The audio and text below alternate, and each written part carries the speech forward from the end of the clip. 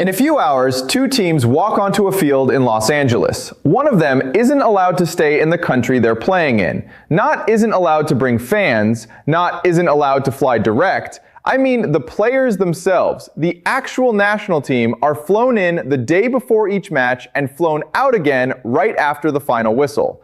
Every single game, no exceptions. That's not a scheduling decision. That's a war, wearing a football jersey. I'm Professor Jiang, and today we're not talking about tactics. We're talking about what happens when the world's biggest sporting event collides head-on with an active war between two of its own host nations. Today is June 21st. At SoFi Stadium in Los Angeles, Belgium faces Iran in Group G, match day 2 of the 2026 World Cup. On paper, this is routine. Both sides drew their openers. Belgium 1-1 against Egypt, Iran 2-2 against New Zealand in a wild back-and-forth contest. Group G is wide open. Nobody's qualified, nobody's eliminated. It should just be football. But if you only watch the highlights tonight, you'll miss the actual story. The actual story isn't what happens in those 90 minutes. It's everything that had to happen just for Iran's 11 players to be standing on that grass in the first place. Because right now, the United States is at war with Iran. And unlike every other geopolitical tension simmering in the background of this tournament, this one didn't stay in the background. It walked straight onto the pitch. If you watched my last analysis, you know the broader picture. The strikes on Iran's air defense systems. The calculated targeting that hit capability rather than stockpiles. I called it a completely different kind of war because it is. It's not a war fought primarily for territory. It's a war fought through systems, infrastructure, and reach. And wars like that don't stay contained to airspace and missile sites. They bleed into everything downstream, including, as we're about to see,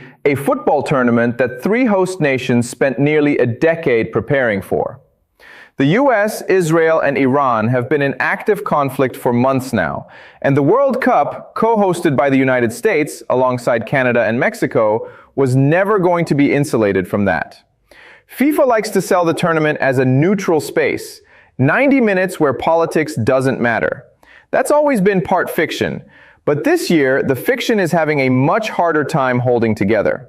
Because one of the 32, now 48 nations competing for this trophy is a country the host nation is actively bombing. Let that sit for a second.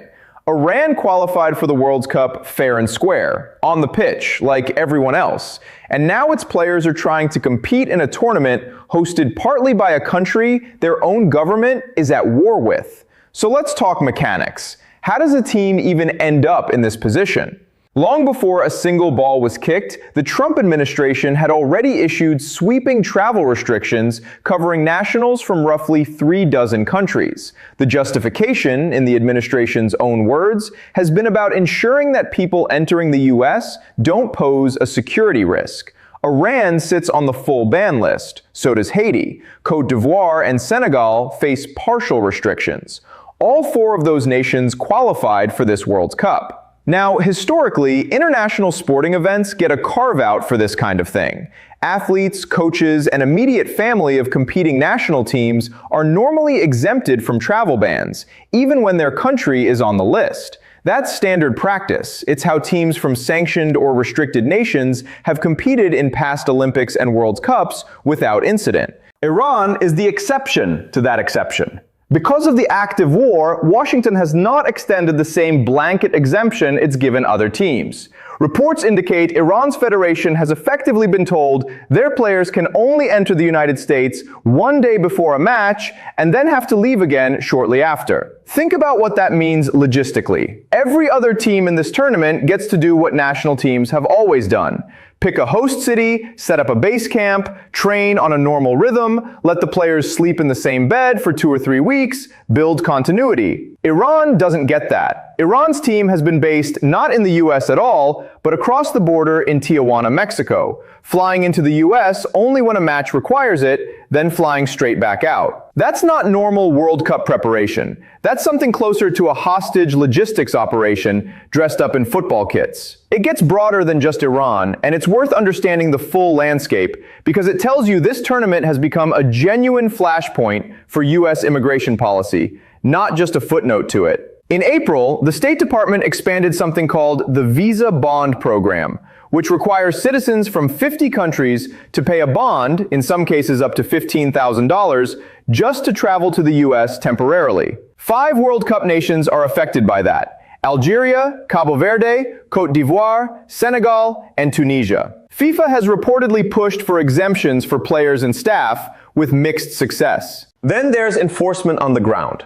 The Department of Homeland Security confirmed that ICE agents would be stationed at World Cup stadiums, officially in a security capacity, but the agency itself has been clear that immigration enforcement remains part of its mandate, regardless of context. That directly contradicted earlier assurances from the Secretary of State that ICE wouldn't have a presence at stadiums during the tournament. Stadium workers in Los Angeles were concerned enough about this that their union voted to authorize a strike, before reaching an agreement that lets workers walk off if they believe ICE presence threatens their safety. This isn't a hypothetical chilling effect. A FIFA-appointed referee, set to become the first Somali official at a World Cup, was denied entry at the border despite having a valid visa already issued by the State Department. He was sent back to Istanbul. An Iraqi player and his team's photographer were detained and questioned for 7 hours at Chicago O'Hare. The player was eventually let through. The photographer wasn't. Iranian and African journalists have reportedly been denied visas to cover their own national teams at the tournament their countries qualified for. So when we talk about Iran's situation tonight, understand it's the most extreme case of a much wider pattern, not an isolated incident. Now let's get specific, because this is where the story stops being abstract policy and becomes about one man's career. The US Secretary of State has said publicly that Iranian players are welcome to compete with one condition: they cannot have served in the Islamic Revolutionary Guard Corps. That single sentence puts Iran's own captain in direct jeopardy. Mehdi Taremi, their most accomplished forward, the player this entire attacking strategy is built around, completed mandatory military service in the Guard Corps. Mandatory, not a political choice, not a career decision. Required service that the overwhelming majority of Iranian men complete simply by virtue of being Iranian citizens of a certain age. So picture this: you're Iran's national team captain. You've spent your entire career working toward this exact tournament. You qualify, and then weeks before kickoff, you learn that a foreign policy condition, one written for entirely different purposes, about an entirely different kind of person, might disqualify you from playing in your own World Cup because of a legal obligation you had no say in. That's not a footnote. That's the captain of a World Cup team playing every match with a question mark hanging over his own eligibility. And it's worth noting, this isn't just Taremi. If mandatory IRGC service is genuinely being used as a disqualifying standard, that's potentially true for a meaningful percentage of Iran's entire roster. We don't have full clarity yet on how strictly that line is being enforced player by player. What we do know is the uncertainty itself is doing damage to preparation, to focus, to a team that's already operating under conditions no other competitor faces. Iran's head coach, Amir Galanoy, hasn't minced words about any of this. He's described his own squad as perhaps the most oppressed team in the entire tournament. I want you to actually sit with what that daily routine looks like, because it's easy to hear travel restrictions and picture mild inconvenience. This is not mild inconvenience. Play a match in Los Angeles, get escorted toward departure almost immediately afterward. Fly back across the border to a training camp in Tijuana, a different country, a different time zone consideration, a different everything. Recover there, train there, wait. Then, the day before the next match, fly back into the United States. Play, repeat. No rhythm, no continuity, no home base. Every single squad at this World Cup gets the basic dignity of a settled training environment except this one. And the reason isn't logistics or budget. It's a deliberate policy decision shaped by an active war. And it happened again today. Iran's squad flew into Los Angeles for this Belgium match, knowing that regardless of the result, they'll be flying back out almost immediately. Win, lose, or draw, the plane is waiting. Compare that to Belgium's situation: settled training base, normal preparation. The only disruption to their camp has been an injury concern with one player, Doku, around the birth of his first child. A normal football problem. Iran's disruption is structural. It's built into the very terms under which they're allowed to compete. Iran's federation has stopped absorbing this quietly. They're moving to file an official complaint with FIFA over the travel restrictions, specifically after a request to enter the US 2 days before this match, instead of the usual one, was denied. 2 days, not 2 weeks, not a base camp, just 1 extra day of preparation time, denied. It extends beyond players, too. Iranian journalists assigned to cover their national team's World Cup campaign have reportedly been denied visas outright. Iranian supporters who purchased tickets have had them revoked, with no clear explanation of how many or why. The International Sports Press Association has formally raised concerns with FIFA about journalists from Iran and several African nations being shut out of covering the tournament their own countries are competing in. FIFA's public position throughout has been one of limited involvement. The organization has stated it doesn't control host country immigration decisions and that entry determinations rest entirely with national governments. That's technically true. It's also, functionally, FIFA declining to use its leverage as host of the largest sporting event on the planet to push back on policies actively reshaping the competitive conditions for one of its own qualified teams. Here's where this gets genuinely uncomfortable, and it's the part I think deserves the most attention. There's a narrative building around this World Cup right now, you've probably seen it, about international fans being pleasantly surprised by American hospitality. Social media filling up with visitors discovering free soda refills, friendly strangers, 24-hour retail, all the small-scale warmth that wasn't part of the pre-tournament narrative of visa chaos and gun violence concerns. That narrative isn't false. For a huge number of visiting fans, it's genuinely true, and it's doing real work rehabilitating how this country is perceived internationally going into the tournament. But hold that image next to Iran's experience, and the contrast is stark. For one set of nationals, the United States is projecting open-door hospitality, soda refills, and small talk. For another, it's a country you're permitted to enter for exactly 1 day at a time, under military service screening, with your journalists denied visas and your fans' tickets revoked. Both of those things are happening at the exact same tournament in the exact same month. That's not a contradiction in the data, that's the data. It tells you precisely how selectively welcome is being extended and to whom.